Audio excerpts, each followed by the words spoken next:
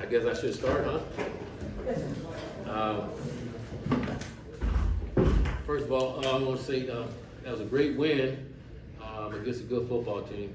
Rice, a good football team, and it was a good win for our guys. Probably wasn't pretty, but it was good. You know, it felt good, and it was good to see our guys make some improvements in some areas that we needed to make improvements in, and it's good that we got the results that we were looking for. So great win for the Owls. We're gonna celebrate for 24 hours and on to the next one. The defense really came through Yes. after the first quarter, keeping Rice scoreless after conceding 14 in the first quarter. What adjustments did you guys make to make sure Rice? Well, I thought our guys did first of all, they did a great job stopping the run.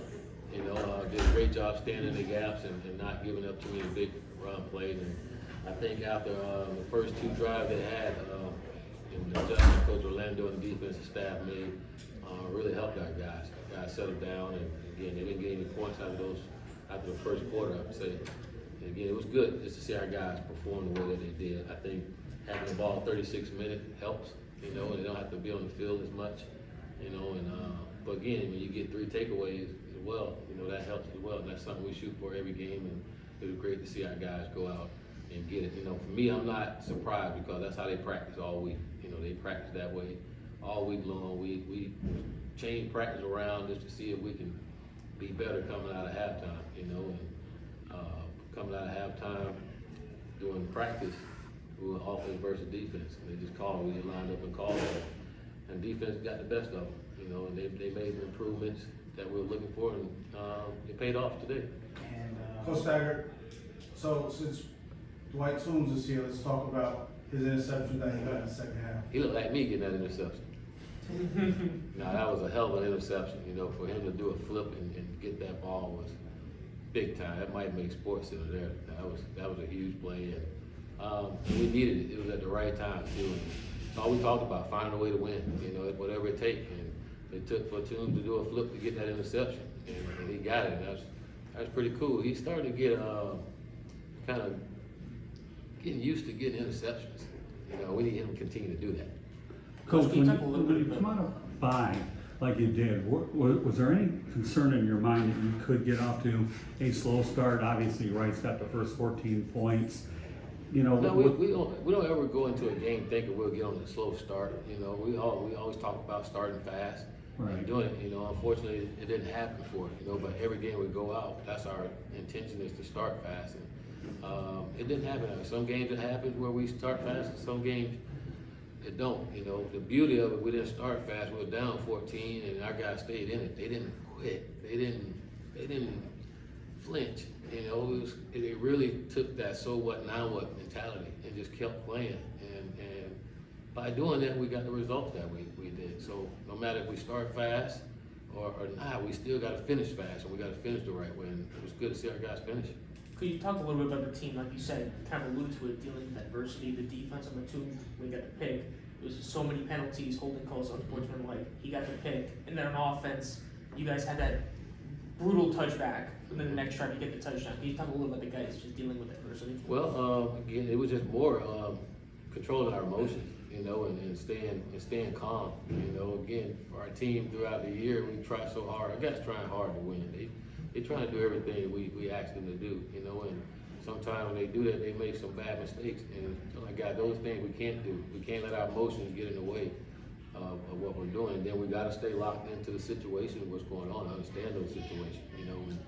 And again, those penalties, you know, it was frustrating, but we needed to keep our guys cool and find a way to make a play. And that's all we said: get the ball back. We need to take away, you know. And sure enough, we got one.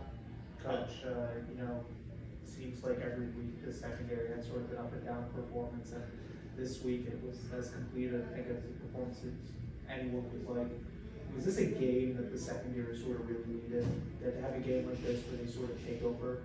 Well, again, we needed them to play better. We needed our entire football team to play better. You know, I thought this bye week gave us a chance as a staff to go back and watch everything we did throughout the season, you know, for those first 6 ball games, and then make the proper adjustment that we needed to do, you know, to help our team look at why we're giving up things, and then let's correct it. And so I thought our defensive coaches did a good job of correcting some things that we made mistakes on early in the year. And we played better fundamentally. And by playing fundamentally and being able to line up, our guys were in position to make those plays where early in the year when we were not when we were not aligned right or playing fundamentally, we wasn't making those plays. And again, I thought having the bye week, having that time to go and watch everything we did made a difference. How would you describe the play of your special teams? I know punter Riley Thompson had a long, 59 yards Yeah. listed. Well, you need those just to kind of help tilt position. I love Riley when he punts. Sometimes it seems like he's trying to punt the ball back home, back to Australia. We like seeing that. The one punt we had probably outkicked our coverage, probably didn't get enough hang time on it, and they got a good return out of it. But I mean, he's money for us, and having a guy like that, it helps you change the field position, and for us going into the game, our goal was to make them go the long way, make them go long and earn everything they get. And so we had to try to flip the field position as much as we can, and our guys did a good job of doing it. And Suarez obviously another solid performance as well. Yeah, we missed one that we'll like to have back, but it was good to see him come back after that and make it, but I think other than those two, our guys did well on special teams. Evan Anderson finally made his return to the team after missing He the did. past couple of weeks. What are your thoughts on his performance? It's hard to say because I really didn't pay attention to Evan. I was kind of watching everything else. After watching the film, I have a little more insight on it. But I do know our defensive guys were excited to have him back. I know Evan was excited to be back, and again, he's a big fixture in our defense.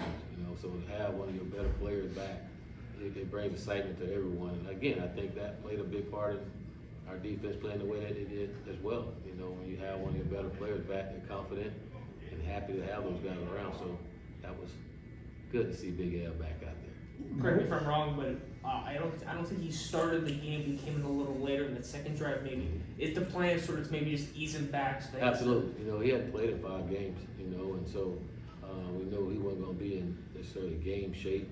He could be able to play. So we wanted to be smart about how we use him when we bring him back. And not rush him back and cause something else to happen. So he said he felt good afterwards. So that was good. And again, as we continue to go, we can play him more. And the more we play him, I think the more plays he'll make for us as well.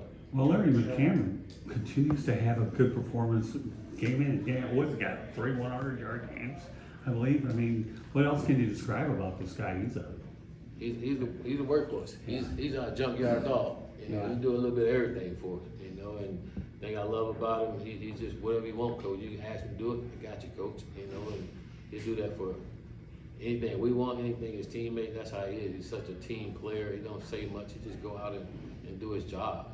And he's one of those guys we know we can count on when things get tough.